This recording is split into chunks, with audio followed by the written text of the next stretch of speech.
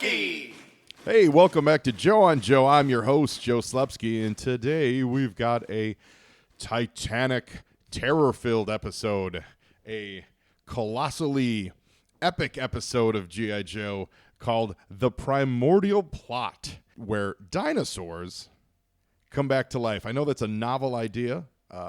Perhaps you may have heard of a small movie called Jurassic Park, perhaps Jurassic Park 2, The Lost World, maybe Jurassic Park 3, or possibly Jurassic World. I'm not sure if you're familiar with those, gentle listeners, but that's the plot of today's episode of G.I. Joe. And to help me break down the dinosaur plot, I have with me a guest, a friend. He is a writer. He's a filmmaker. He's a former stand-up comic. I think he's very funny. I think you should get back into that. And he's created a comic book that's going to be hitting the stands the summer of 2017. He's got a couple issues in the bag, but the whole thing should be out and about coming up this summer. The comic book is called Baby Badass, and I am going to welcome you to the writer and filmmaker, David Schrader. Hello, everyone. Nice to meet you. Welcome, David. I'm glad to be here. I can't wait to see this dinosaur episode. It's very exciting. I was excited to hear that it predated. They look very much like Land of the Lost dinosaurs, if that helps you. Dinosaurs. Like they're very stocky. Not the Sleestacks dinosaurs. No, the dinosaurs. Okay. Like the dinosaurs, like the old Harryhausen kind of dinosaurs. Right. Where they're super stocky. Yes. You know, like they're kind of blobby in a way. And whenever I've seen people, old movies that have animated dinosaurs in that fashion, I've always thought, like, I know we just were dealing with, it was, pre-Spielberg, and we were dealing with just bones and visualizations and artist renderings. But did they not think that dinosaurs had muscles? Yeah, they were a little doughy. Super doughy. Very doughy back then. There was no gym in the Jurassic period. Well, they lumbered along. They didn't have to do too much. They were, kings of their domain. But I feel like the best addition, besides giving the world velociraptors, which I know they didn't create, but they introduced it. Right.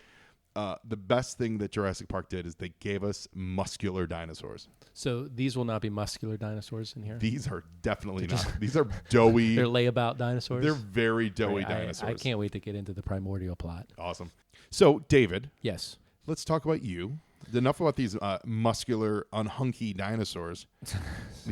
Me, my most unfavorite subject. You are a writer. Let's talk about some of the things you've written out. I've read your book, Baby Badass. Parts of it. Well, parts the first of the issue. series. No, I've read the Right. first. Actually, I've read the first and second issue, so Yes. I've read 2 issues of your comic book. And I enjoy them. Good. It is about tell the world what it's about. I can describe it, but I think it'll sound better coming from you. Actually, it's a bit of a pop culture mashup. It's interesting because I had this idea with a friend of mine, Christian Horn. He has a podcast himself. Really great guy. What's his podcast? It's called Part-Time Fanboy. Part-Time Fanboy. And seek it out. And we were in a cabin in Big Bear with a bunch of friends, and this is about 2006. Mm-hmm. And someone must have had some cookies or something, or there was a lot of drinking going on, and we just thought this would be really funny for some reason. A baby that was just kicking people's asses, like in it, just a scene. And we made a joke out of it, and then a few years later, we talked about, hey, maybe we should try something with this. Let's do something with it. And he came up with some characters because he's an artist. And we worked on them together, and then eventually we thought a few years later, why don't we try to actually make a book out of it? And we tried to do a web comic, and it's just so slow going that it kind of faltered and false starts, and eventually I was able to get an artist, Tim Larson. This guy's great. His style reminds me, it's almost like if R. Crumb did Silver Age comics. Like, it's very handmade, but it fit the style. I would agree with that. It's very much in that vein. Actually, for Joe and Joe listeners, it's a little bit of Tom Scioli, who did the Transformers G.I. Joe comic book crossover. It's not as manic as Tom's work is, and not as dense. Right. But the character animations on him and just his character designs, very reminiscent of Tom Scioli's work in Transformers G.I. Joe. So. Cool. Yeah, I mean, I love cool. I love this guy's stuff, and it's just basically the story is he's not a real baby. I'm gonna spill the guts. I'm gonna spill this. Spoiler alert! He's not a real baby, but he looks like a little baby, and with a Prussian helmet. And there's a story behind that too. But eventually, you find out that he is an experiment of sorts. It's set in the future, And I can show you this later. Basically, in 2006, I said, imagine a world where someone like Trump wins, and then 20 years later, we're dealing with the ramifications. Happen. Exactly. Never. And so I'm trying desperately to get this thing finished so we can have it done before the end of the world, basically. Yeah, I think that's a good plan. Because I just want to get it out there in a very selfish way. Yeah, that's a good plan. Yeah. I signed a deal with Action Lab, and got to get the 4 books done, and we'll be hopefully releasing them in the summer. And then it'll be in your local comic shops, right? Yeah, that's right. Because Action Lab, they distribute through Diamond. Yeah. Their Zombie Tramp is one of their big things. Right. And, I know we carry that at Golden Apple. And then Action Lab did Princeless, and they won some awards for that. And they're a good company. Cool. Yeah. Now, we can find you on Twitter at Schraderopolis. So That's it's right. SCHRADEROPOLIS. Yes. And we can also find some of your work at highbrow.com, HYBRAU.com. There's no Baby Badass there, correct? No, that's a lot of short films and some different projects we've worked on. We did a film a few years ago. Well, actually, it was about a year and a half ago called Come and Knock, the other Ray Charles. And it's about the Three's Company theme song, the recording of that. And it's funny because when I did the research, because it was just supposed to be a little short that was like, what if the guy that sang that cheesy theme song, like, just was a total asshole and like no one could work with him, and because you hear that song, and the guy Ezra Weiss put on a beautiful performance, and the bonus was to find out that the guy that wrote it was named Ray Charles. For real, and I was like, Ray Charles didn't sing that song. The singer, not wrote it. I'm sorry, the guy that wrote it wrote "C is for Cookie" and really? and the Sesame Street theme song. So anyhow. The real Ray Charles was a band leader for Perry Como. Okay. And he wrote the 50 Nifty United States and some other songs. So the guy's performance is great, and he has this bitterness about the other Ray Charles. And so it's a really good little short film. It won a little award at an LA festival, and so that's cool. So you can check that out at Highbrow, and there's a Highbrow YouTube channel too as well. Yes, and we did a Carl's Jr. Commercial satire as well. That fun. Is it like when it's a woman eating a hamburger? It's a little bit of an American Pie ending, but okay, I'm just going to leave it right there. We're going to leave that sit there. So David, we are here to talk about G.I. Joe. You are we've talked you weren't a huge Joe fan growing up. No, I missed that a little bit. I was probably a little too old to be like, yeah, I'm really into this show, like, and not old enough to be into it ironically. Right. You know what I mean? Yeah, Like, what was your memory of it? My memory of it was the same with Transformers. I was 15, I think, when this started happening. So I was like too cool for school for that. Right. Even though I wasn't cool at all. But I, growing up, I was into the classic cartoons, like watching with my dad in the mornings. It was all Warner Brothers, Bugs Bunny. Where'd you grow up? In Pittsburgh. So, yeah, nice. Born and raised in Steel Pittsburgh. Town. Yeah. That's home of one of the G.I. Joe members named Steeler. That's right. I saw that. He's a good Pittsburgh kid. I did notice that. So you watched Warner Brother cartoons? Did you watch like Super Friends? Yeah, we watched Super Friends, and we watched Clutch Cargo and Scooby Doo and all that stuff. I mean, we did watch it. It's just I think once you get to be 14, 15, 16. I'm talking when you were in like 1980 when you were like 10 years old. Saturday morning cartoons were it basically, and it was always the Warner Brothers block, the Bugs Bunny hour, and I guess you'd throw the Hanna-Barbera stuff in there as well, but I think a lot of that shines through actually in your writing for Baby Badass. Okay, quite a bit. I can see that. It's very it's definitely got a Looney Tunes slant to it with extreme violence. Well, like I said, it's got a Looney Tunes slant to it. Maybe in the Tom and Jerry stuff too as well. But and I think someone described Baby Badass as it's got a little milk and cheese thrown in there. Got a little Evan Dorkin in it. Yeah. So I'm happy with it. I'm happy with the artist. It just takes so long, Joe, as you know, to get these things done. But it'll be done when it's done. So bringing it back to G.I. Joe. G.I. Joe is all about G.I. Joe starts with the action figures. Yes. What toys did you play with?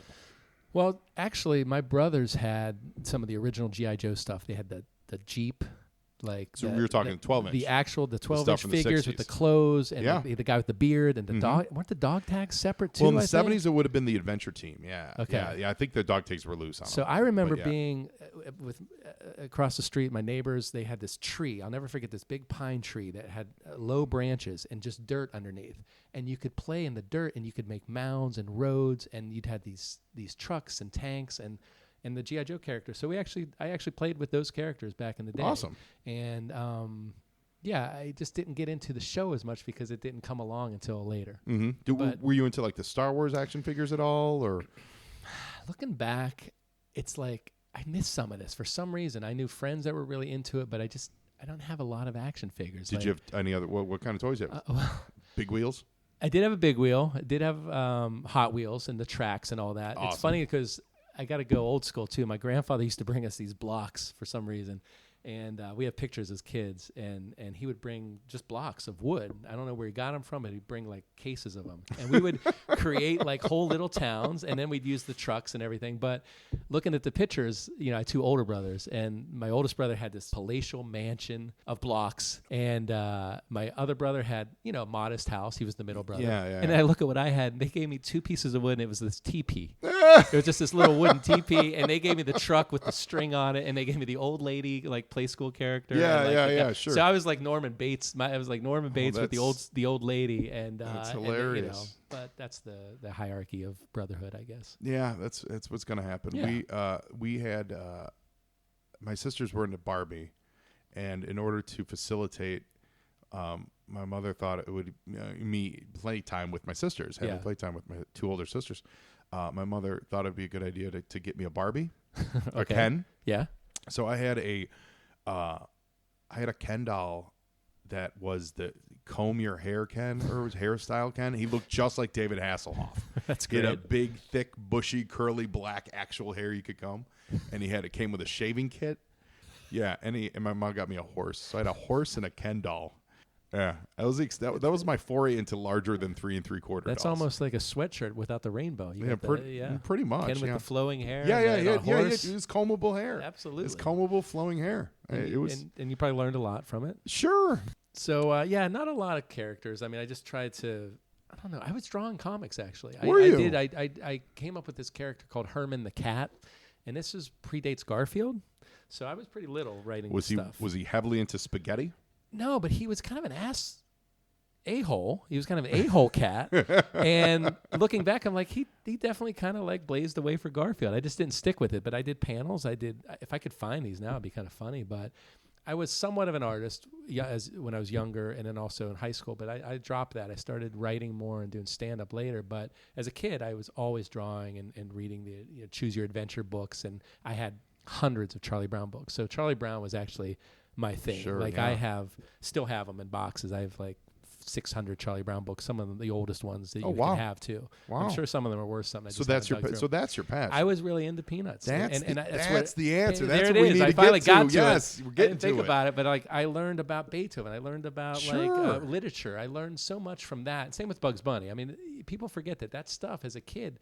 I would ask my mom, "It's like, what does this mean?" It's like it's some word that you never knew that Charles Schultz, put in there, and that reading is fundamental. Well, Charles Schultz was so depressed himself. His cartoons are an amazing exploration of a grown man's psyche and his inability to get over childhood crushes. It is, and I love him. I love him for it's that. dark in a lot it's of ways. Really it's totally dark. Yeah. And I think I was even called Charlie Brown by a few friends later in life too, like because that dark cloud sometimes, and that's manifested itself in how I'm thinking about things right now. That would just be Pigpen.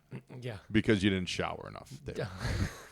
I could see that. Was too. your friends telling you to shower? No. It was. They said Charlie Brown because it was more like wah, wah, wah, and that Charlie Brown type of attitude. But I've tried to overcome that. But maybe it stuck with me. Maybe I related. Peanuts is brilliant, man. Peanuts totally is absolutely brilliant. Did you see the movie?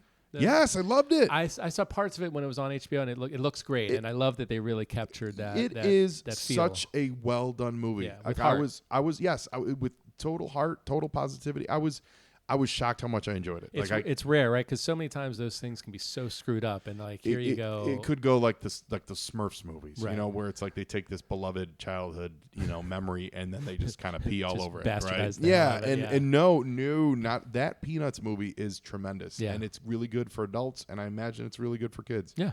It's so well made. I hope they do more. I don't know that it financially did very well. I think it did okay. Yeah. I mean, critically, I think it definitely did. It was great. but, Yeah, it was dynamite. Totally recommend it. So we got to the heart of it. It is. See, Peanuts there you was go. my thing. Peanuts Yeah, is your that's answer. right. Boom, done. All right. Well, with that in mind, ladies and gentlemen, we're going to kick the football and get into this episode of Primordial Plot. So it's all about dinosaurs, David. I can't wait. Are you ready with your dinosaur trivia? Because I don't have any dinosaur trivia, but I'm sure we'll think of some as we go. All right. Knowing is half the battle. Well, that's it. Here we go. Let's do it.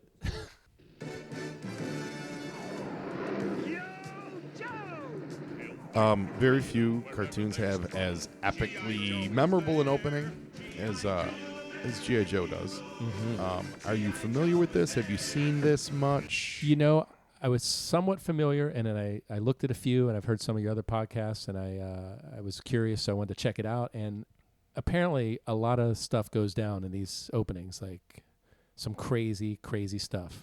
There's so much action going on. I mean, there's people jumping off airplanes and getting caught and getting tossed. It's almost like you can't.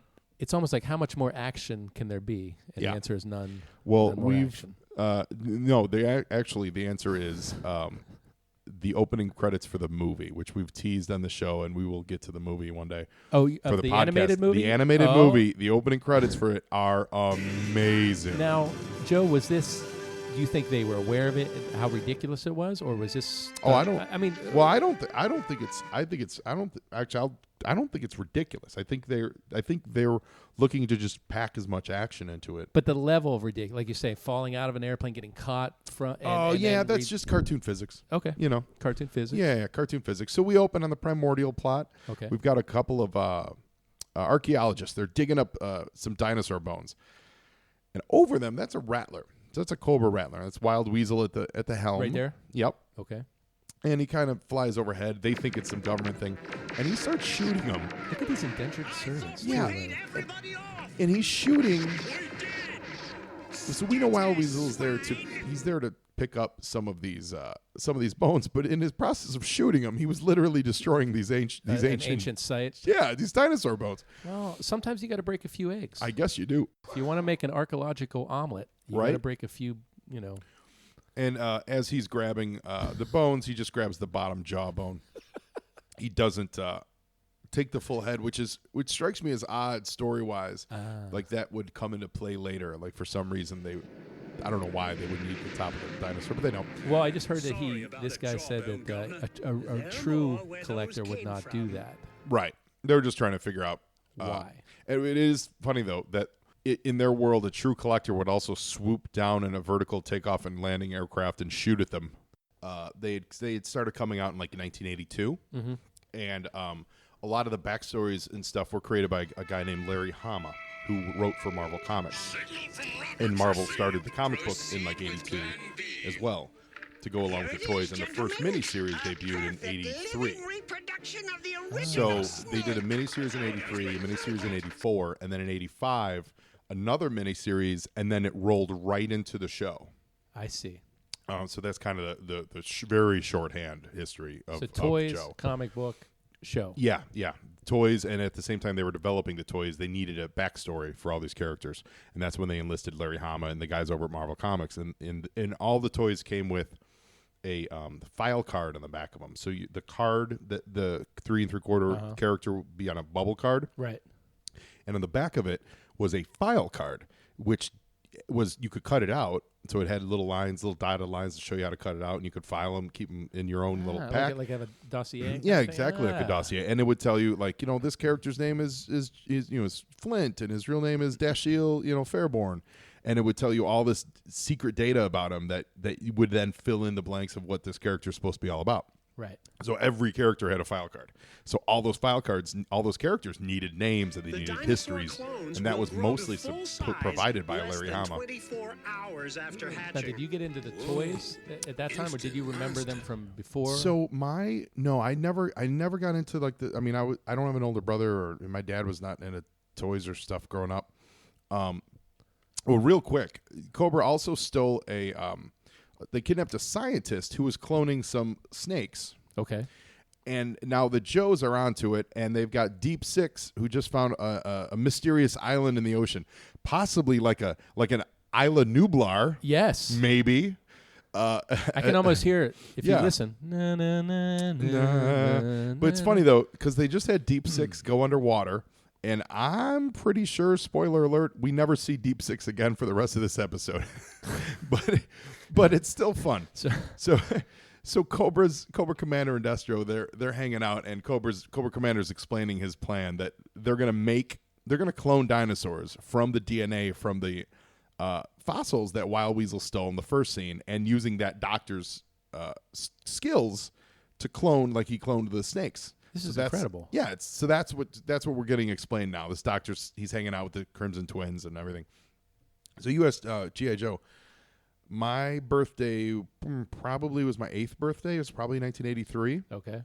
We were at Showbiz Pizza, which is a Chuck E. Cheese style pizza place, but at the time it was called Showbiz. Rocket Fire Explosion. Shout out, what up, Rocket Fire? And it's it's where everyone had their birthday parties. And one of my friends, I don't remember who, gave me snake eyes. And it was this, I got this card and this carded action figure, and I looked at it and I was like, what is this? I didn't know idea what it was. I had Star Wars toys. Snake Eyes on the totem pole of Snake Eyes the G.I. Joe? best. Cool. He's He's the coolest. Snake Eyes the coolest. He's I thought it completely was Hawk or Duke or well, if you're talking like military rankings, okay, then yeah, Hawk's the leader. Hawk's the leader, and Duke's like the first sergeant. But Snake Eyes is the coolest. But if you're talking about cool factor, okay, he dresses like a ninja, carries swords and an Uzi, and he has a pet wolf. Now, who's that dude? Because he kind of looked like a Village People dude. So that Village People right? dude. That's Gung Ho. Okay. And Gung Ho just got shot out of the sky, and Scarlet just got out of the shot out of the sky because those two and Flint were all in their own Sky Strikers, and they're heading to this island, and Flint gets hit by a missile, and he cannot eject. His controller jammed, and he's going down. So once again, we're going into a gravity break with G.I. Joe, Flint about to die. Today's Filecard feature is on the Cobra Hazardous Waste Viper, codenamed Sludge Viper. The Sludge Viper never runs out of ammo, since his sludge gun has a built-in decomposition accelerator, which can create toxic sludge out of whatever is at hand, and propel it at lethal velocities with the noxious methane gases given off by the decomposition process. The sludge gun features a laser rangefinder, third-generation image intensifier optics, and a phased magnetic array sludge guidance system. The last thing you want to get hit with is a full load of weapons-grade sludge traveling at high velocity. Even if you're sporting an armored, solvent-resistant, hostile environmental suit, this stuff will knock you down and commence to dissolve you. Your only defense against the Sludge Viper is to try to hit his sludge gun, hopefully splattering him with his own sludge, because the stuff is just as dangerous to him as it is to us. The Cobra Sludge Viper is not very different from the Toxo Viper, which we covered a couple episodes back, except the Sludge Viper appears to take the hazardous environment in which he lives and use it against you, whereas the Toxo Viper just kind of walked into toxic environments and I think died quickly. The Sludge Viper's costume is green and yellow, which matches the color scheme of a lot of the warriors from the Eco Warriors line on both G.I. Joe and Cobra sides. I think they were taking the term literally, like, go green, so they were kind of going for that color scheme and the toy. So, Sludge Viper, you're out there on the toxic battlefields of the world. Whoever you are, wherever you are, we salute you. Now, back to G.I. Joe. We call it a gravity break because, like, 8 out of 10 commercial breaks on G.I. Joe have to do with someone falling or somehow gravity being the threat. And I think because it's like an easy cartoon threat I mean, everyone Right. understands Well, that. it makes you wanna come also, back. You gotta see how they land because or there's what always happens. it goes back to the old movie serials of cars going off the mountain and like, oh my gosh, they're gonna die. They're going off the mountain, and then they're alive. Now, Joe, were they trying to come in here clandestinely? Well, they they're were. failing. They were. I mean, I've seen more explosions. and Yes, they crashes were, and, but there was they splashes. they were trying, but they got picked up by the missiles and Cobra's radar system. So okay. so they're out of luck. But Cobra thinks they shot him down. So this is kind of Incredibles-ish too. Like this reminds me a little of the Incredibles. a little when bit, they yeah. approach When they and, had to approach, in sure, they had to approach the underwater island, yeah. All right. So Flint's alive, thank God, and shocker, Flint's alive. Okay. So I was given a snake eyes. Yep. And I had no idea what it was, and I kept and I was in He-Man too. I was way into He-Man. Okay. And I was saying to my friends, I was like, what is this? Right. And they were like, it's G.I. Joe. It's the new toy. Like it's the hottest thing. And I'm like, well, I don't understand what that is. Did like, you what? not even recall the old G.I. Joe? Oh Like, no, I was 8 years old. So you did. So you never even heard of? Never. Oh, all right. No. I was 8. I was 8, maybe 9, but I think Okay. I think it was around 8. And I was just like, okay, like what is this thing? And they're like, it's the coolest new action figure. You got to get them all. And I'm like, Yes. and I'm Well, like, he's so cool. He's got I have injected the he's like genetic a material he's a into ninja. the And eggs they're like, yeah, along he's a with ninja. ultra-growth protein And he had a and Uzi. that He didn't have the first one didn't have a sword or anything. And such creatures have not they- been seen on Earth the for Wait, real quick. millions This is like Jurassic they Park. just hatched the dinosaurs. But the scientist is looking Yeah, at. it's the hatching scene from Honestly, Jurassic this Park. is almost like a combination of Jurassic Park 1 and 2, and maybe some of 3. Totally. With a military bent to it. Yep. Honestly, I think Michael Crichton's estate needs to look out because whoever wrote this episode, Donald Glutt way ahead of the gonna time. sue the hell out of Well, Jurassic you said Park. this is 80. This is 85. 85? Yeah. Mm-hmm. Jurassic Park written in 90. Yeah, I'm telling you, You make it's the call. actionable. It's actionable. Michael Crichton have kids that were watching At G.I. one Joe back at one in those point, days. at one Just point, saying. Gung Ho gets surrounded by raptors, and he kind of calms them down. You know, I'm just saying. All right. Yes, all right, Chris Pratt. This is actually an amazing So then little they, piece of so then footage. they've got these dinosaurs. They've grown like three different kinds of dinosaurs. Looks like there's a T-Rex and a Triceratops, and the one with the spike on his tail. What are those called? Is this how they make them in this like? Well, they're growing them in that water, all right. which I don't know how they don't drown in that water, Right. but they grew them as babies, and now they're accelerating their growth. This is a lot more scientifically impressive than I would have thought. Oh. Actually, So G.I. Joe has absolutely always has one foot heavily into sci-fi. okay. And this episode is one. It's a lot of fun. I think the animation's a little off for my taste. There's some moments in here that You mean just this differs from some of the other episodes? yeah. Well, they all look the same, but there's some that really look lush, and you could tell they put a Right. fair amount of money into it. But there's a couple shots in here that just look off. Like that just might have been handled by a different house or whatever. After you do 50 of these in a row, Right. David, you tend to notice things I'm like sure. that. Right. So this isn't one of the worst animated ones, but there's just some weird things about it. Yeah. But I like this episode a lot because I G.I. love the Joe's setting. It makes you just Yeah. want to be there. G.I. Joe's great when Cobra has a plot. Usually it's some kind of sci-fi crazy concoction, and the team has to. You see how like the So dinosaurs they control just them.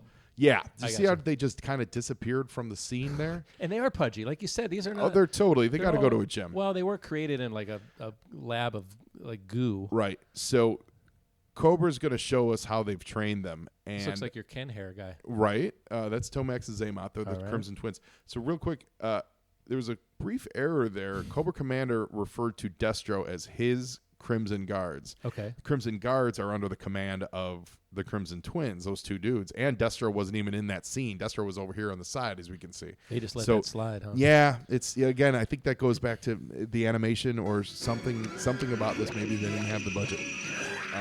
Let it go. It's still fun though, and so now they're using this mind ray to calm the minds of the dinosaurs so that they can make them malleable and they can control their will. They're chilling them out. They're totally chilling them out. So what good are like a bunch of chill dinosaurs? Well, gonna no, they're do? not going to be chill when Cobra Commander can Oh, use. so they're just chilling them. Yeah, for so we now. can control them. So look at this. Cobra Commander's got this disc, and Cobra. It's just because it's a Cobra disc. It's always well branded. They put Cobra signs on everything. So he puts it to his forehead, and now he says, he's going to control them. There's a lot going on here. Oh yeah. So now these dinosaurs are chill, and they're just going to listen to what Cobra Commander says. Okay. So do we know at this point what the goal is to use these dinosaurs for? Well, pretty much you can always count on Cobra's goal to be just to domination and rule the world. Right. So I'm assuming they're going to train them and then take them to land and have them attack people. the Joes are attacking this island. You know, the Joes are getting ahead of them. Like this isn't their master plan to take over this island. It's we're going to grow a bunch of dinosaurs, make a whole army of dinosaurs, and then they would put them on a boat and bring them to the mainland and kill them. So the fact that the Joes are here early, it's kind of ruining their plans. So this is like Cobra's beta stage. Yes. Yeah. Okay. Gotcha. Yeah. The Joes are definitely ruining and hurrying up their actions. Now, a door just opened, and all these giant dinosaurs are emerging from the door. So we're going to the commercial break. With our Joe's being confronted by dinosaurs. We've captured a Cobra officer. Bring him back. That captured officer is going to lead us right to G.I. Joe headquarters. You're a genius, Destro. Destro's got a plan. He's an evil man. He's the terrifying enemy of G.I. Joe. G.I. Joe, American hero. Fighting Cobra and Destro. They're counterattacking. And so will Destro. What will happen? Find out in the further adventures of G.I. Joe from Marvel Comics. Now back to G.I. Joe. So, after my birthday party, I was so enamored by this one action figure that I immediately said to my mom, we need to go to it was either a Venture or a Zares, and I think it was a Venture that was right next door to the Chuck E. Cheese, or to the Showbiz Pizza. Yeah. And I said, I need to go get more of these. Like, what? Like, it's my birthday. Can I go get more? You had the card, right? Well, it's a carded figure. It was a figure on a card. Figure. Yeah, Gotcha. But it was like this straight arm Snake Eyes. And I was like, I need that, more of this. Can we go and at least see what it was? And I absolutely 100% clearly remember turning the corner, and it was an end cap display of all the figures, and just being like, what? Like all these dudes. And I think how she many got about? Oh, well, the original release, I think were there like 8 or 6 or 8 or something. And all the accoutrements too, like all that. Well, yeah, there were a couple of vehicles. There was a Jeep, and the exact, like, there was a Jeep, a tank, a rocket pack. Like, there were a few other accoutrement vehicle stuff. And did I understand right? They can't shoot in these shows. They shoot lasers. Lasers only. They shoot lasers only. Yeah, they shoot lasers only, and they do occasionally hit people. And they refer to casualties a lot, off screen. No, they don't refer. People don't lose lives. Well, all right. Yeah, they don't lose lives. I don't see. What I read, because I did a little research, I wanted to be prepared. Okay, is I like that. They refer to casualties. You don't see it, but they sometimes refer to we had casualties. Yeah. No, okay. I'm going to disagree with that. I don't really recall. At least so far, Wikipedia. I know. Like the biggest death was in the movie. They killed Duke. Yeah. But then at the very end of the movie, there's a ADR voiceover that says Duke's gonna make it. He's all right, and it's like, and that's a whole nother story. But no, for the most part, they don't get into casualties. This is a really fun bit. Destro is busting the chops of all these Crimson Guardsmen who are literally having coffee and donuts. And they say that they're union, so they have to take a break, and then Destro, like, it's a random slap at unions. Totally, it's just a random I wonder moment. Because I doubt that these were in the middle of this dinosaur episode. Overseas. In the middle of this dinosaur episode, they just take a moment to take a shot at the unions. A little justification for our overseas. Destro artwork. Union Buster. Gotcha. And then so I'm pretty sure, if memory serves me, Destro was actually the second character I got, and I think I left that Venture there that day with a Destro. Okay. And then it was downhill so from there. You accumulated. Yeah. So then it was this is what I'm going to be into now, because these guys are really awesome, and I would learn more. And they were so smart, because they would include, when you bought the vehicles, they would include catalogs of what the other toys were. So you would say yes. Yeah, so it would say, also available this fall are the helicopter and the this and the that and the Sky Striker. And on the back of the cards, they also had little pictures of the other characters that were available during that run. So it was, you could just look at any of the back of the cards. So I had a bunch of my back of my cards. You would just cross over, like, I got Scarlet, I got Flint, I've got this guy, I've got that guy, I need to get that guy. obviously pre-internet and all that stuff. So And then how long until the show was? It well, was the like show another the show would have been on like the next year the from next when year. I think So from when you I got must have that. flipped out when you're like, there's a show of this. Yeah, I it was can pretty see cool. This in action. Yeah, it was pretty cool. They did a 5-episode miniseries, Right. and then the next year they came back with another 5, and then the next year the show started. Now, So how it's did- like, how did- and they just reran those first 2 But how miniseries did all the time. miniseries work? But see, I was kind of out of watching cartoons at that age, so I'm wondering like, how did a miniseries show? Like in the mornings? Yeah, or, like, it was. Well, it was during. I think it was during the week. It was just after school. it was never. Yeah, it's a good I question. heard there's actually primetime ones, if I'm not Well, mistaken. Like the first G.I. one or Joe two. didn't air primetime. G.I. Joe I've been didn't air getting bad primetime. information, Joe. I need to come Yeah, right to G.I. the Joe source. definitely didn't air primetime. And I'm not sure. I feel like it would have aired during the week, all 5 days in a row. Okay. Because the show eventually ends up airing that. Did- But they would just re-air those miniseries all the time. Were there toys of all these dudes? These Yeah, bad so the guys? Cobra Commander and Destro, not the crazy scientist Okay. guy. Real quick, so the guys, they were cornered in a cave, and they actually fought off it had to be a Velociraptor, because it was like yeah. a mini T-Rex, and It it was. fought like a Velociraptor, which is awesome, because I had never heard of a Velociraptor until Right. I saw the movie Jurassic Park. They didn't call it by name, but it had to be a Velociraptor. I won't let this go any further.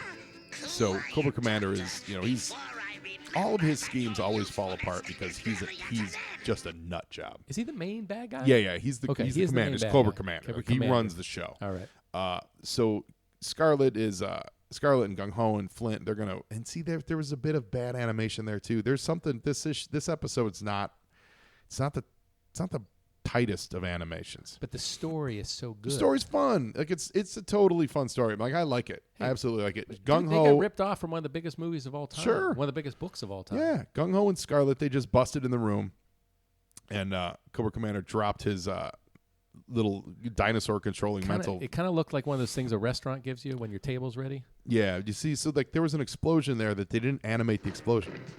Oh, it just skipped it. Right, exactly. She shot it, and you know what I mean. So like that They should have went again. union. They should When have you went union. when you watch these 52 this is our 52nd. Right. This is actually I'm very happy with this episode. This I is don't know a how you do it, full Joe. year. This is a full. I love it. I do it because I love it. This is a full year. So when you watch all of these in a row, you notice stuff like that. So Right. there was an explosion they never animated. So the dinosaurs are still kind of meandering around. Are they still like zoned Yeah, out? but well now he's not controlling them. So now they're just kind of start doing their well, own it makes thing. sense. I mean, you got to give Cobra Sure. Commander credit. Like, Yeah. you can't have dinosaurs just running amok. Oh yeah, That's what happened in Jurassic Park. right. You got to like mellow them out. Well, Flint lit some TNT, and so now that's gonna bring the whole shooting match crumbling. So he basically blew up the whole thing now. How he thought his own people were gonna escape, I don't know. But there's a good old fighting match. Yes. Scarlet gets a hold of the dinosaur controller, and she's telling them to attack the fortress and bring everything crumbling down. Which of course they comply.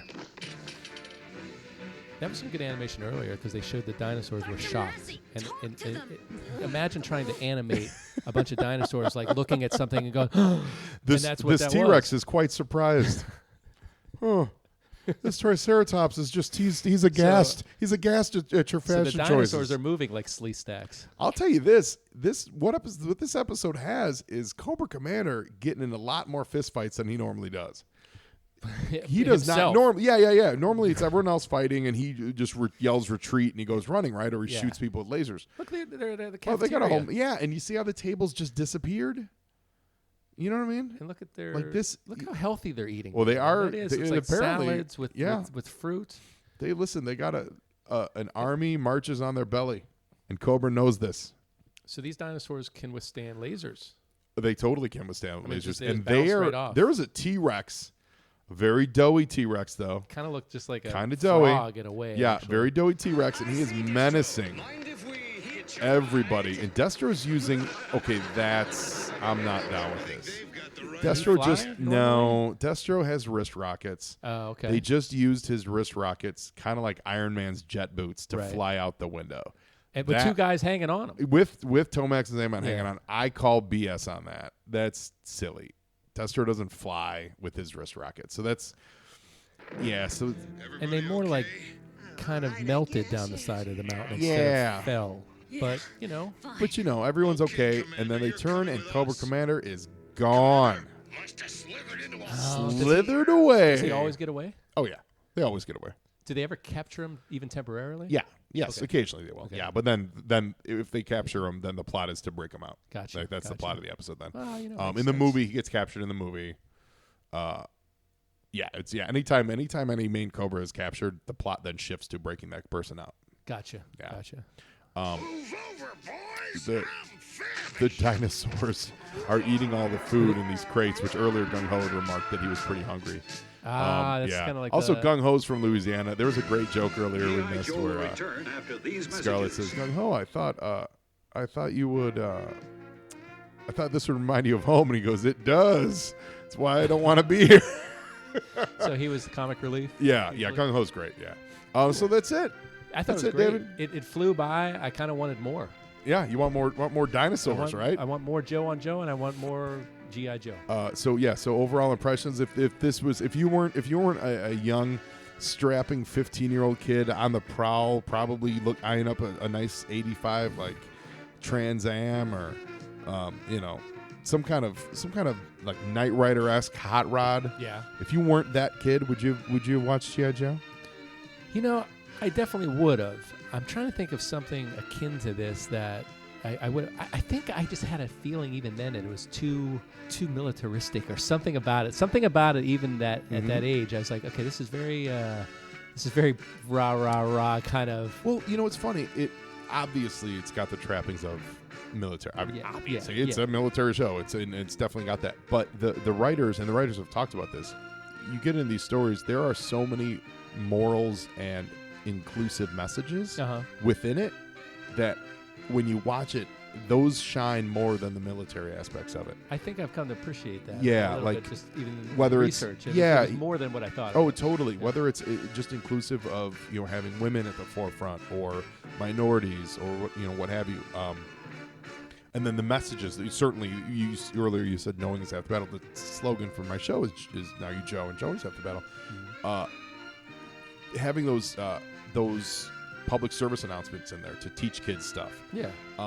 Each episode doesn't really have a moral, but it usually has a moment of someone doing the right thing. Right. Not necessarily a military solution, And but couldn't it's we just, use more of that? yeah. So the show, while yes, military dogma, it's really about people doing the right thing. Right. Yeah. Well, I liked it. Awesome. And Well, I think I'm like gonna- having I think you I'm on gonna- as a guest, well, I enjoyed my time here. Thank you so much for joining us. And remember, you can find David at Schraderopolis Schraderopolis, on and, Twitter. If you like politics and dogs, Oh my goodness, that's There you go. that's an exciting combination.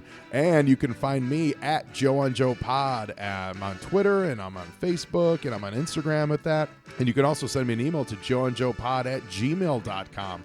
We have had guests on remotely. Fans of the show have come on to join me to watch an episode. So if you're out there and you want to join me we're starting year 2 it's a great of show. Joe on people. Joe.